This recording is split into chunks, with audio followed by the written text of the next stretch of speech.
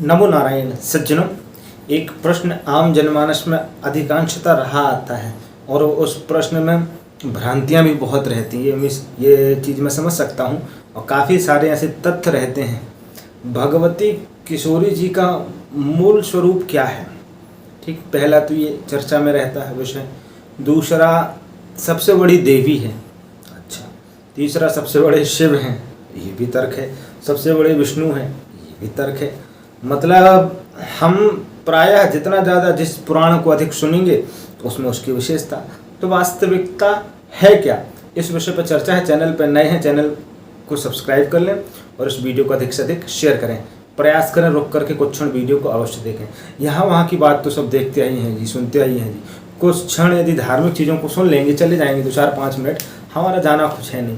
अनुभव मिलता है, समाधान मिलता है, ठीक है ना। ज्ञान चेतना बढ़ती है, रुचि बढ़ती है, एक्साइटेशन बढ़ता है, हम एक्साइटेड होते हैं, ठीक है ना। इसलिए कहा करता हूँ। आइए इस विषय पर चर्चा करते हैं सज्जनों।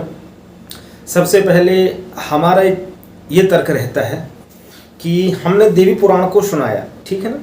हमने स्वयं भगवती की कृपा से जो उनने बुलवाया वाचा, नवाहन परायण 9 दिन का हमारे लिए सबसे महत्वपूर्ण देवी है।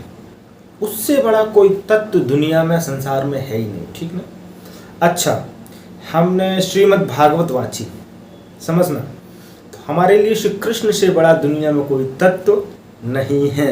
हमने रामायण वाची, हमारे लिए राम जी से बड़ा कोई तत्व दुनिया में नहीं है। हमने शिव पुराण वाचा, हमारे लिए शिव से बड़ा कोई तत्व दुनिया में नहीं है।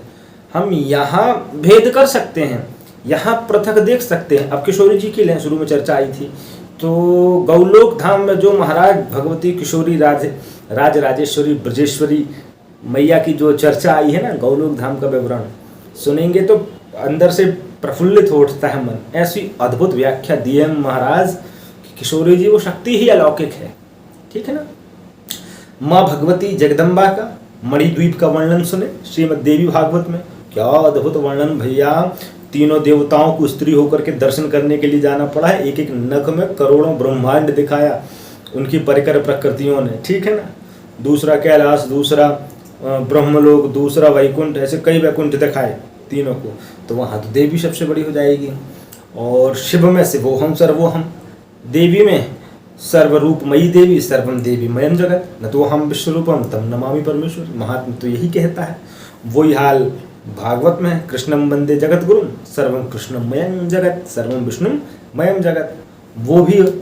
तो इसका तर्क सिर्फ इतनी गया कि हम यदि भेद ना करें, और भेद करने लायक हम बने तो जी, और बन करके भी भेद कर नहीं सकते, क्योंकि उसमें उतनी योग्यता तो हम में है ही नहीं, और हम भेद करके कुछ पाएंगे भी नहीं।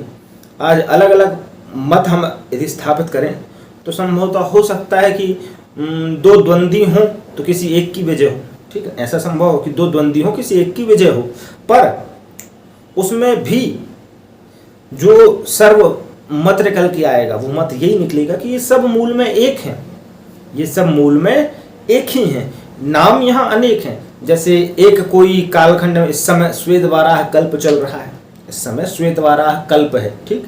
इस कल्प में प्रधानता कर दी गई, मान लो नारायण की। श्वेतवाराह कल्प में नारायण की प्रधानता हो गई, तो सर्वम विष्णुमयम जगत।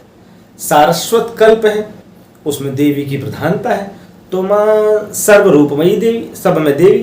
तो ये तो कल्प भेद से हमको समझ में आता है। अब शैव अलग माने, वैष्णव अलग माने, शाक्य उनको अलग माने, तो ये संभवता हो सकता है। अभी मैं उनके मत का न खंडन कर रहा हूँ न समर्थन कर रहा हूँ, पर मैं अपना मत दे रहा हूँ। संभवतः ये हो सकता है कि जिसकी जितनी जहाँ जैसी दृष्टि, जैसे फॉर एग्जाम्पल हम समझे इतनी सारी रामायण है, ठीक, इतनी सारी रामायण लिखी अलग अलग लेखकों ने।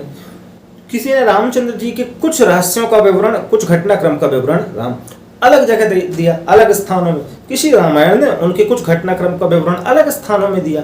ये तो वो गया कि जिसने जहाँ जिस अवस्था में देखा वहाँ उसने लिख दिया। हम भ्रमित क्यों ना हो? हम भ्रमित इसलिए ना हो जब हम सम हो जाएंगे अंदर से। तो कृष्ण जी गीता में क्या कहते हैं कि ये चाग्नौ ये चंद्रमसी तेजो विद्धिमामकम, अग्नि का तेज मैं हूँ, दाहकता मैं हूँ, चंद्र की शीतलता में हूँ, मुझे पहचान ले, मुझे समझ ले, मुझे भज ले। माने वही देवी है, वही श्री कृष्ण ही काली है। काली ही शिव है, काल का प्रमाण पढ़ लें। शिव ही कृष्ण है, कृष्ण ही शिव है।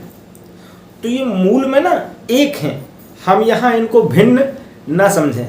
हाँ, ये हम जरूर कर सकते हैं कि यदि हमने शिव पुराण सुना तो हमारे लिए दुनिया में शिव से बड़ा कोई नहीं, क्योंकि हमने विषय ही पकड़ा है उनको। एको हम द्वितीयो नास्ति, अद्वैतवादी जो कथा होती है वो वही है कि जिस विषय को पकड़ो उसी विषय पे ही चर्चा होनी चाहिए, उसी को मतलब हाईलाइट रखना चाहिए। बस यही अद्वितीय विषय होते हैं, ये अद्वितीय कथाएं होती हैं। द्वितीय में जीव भी आ गया, ब्रह्म भी आ गया, और एक सिद्धांत और दिया, द्वैत विशिष्टम, विशिष्टाद्वैत, ब्रह्म और जीव और माया, ये तीनों का। तो आते तो तीनों हैं, 3 से 2 है, 2 से फिर 1 में समाहित हो गए, ठीक है ना। माया घटी, जीव और ब्रह्म का तालमेल चल रहा है, वैराग आ गया, ज्ञान आ गया, फिर जीव की उपाधि भी नष्ट हो जाती है, तो वो सीधे ईश्वर में पहुंच जाता है। तो एको ब्रह्म द्वितीयो नास्ति, इतनी सी चर्चा है। चैनल पर नया तो सब्सक्राइब कर लें, वीडियो को शेयर करें। नमो नारायण।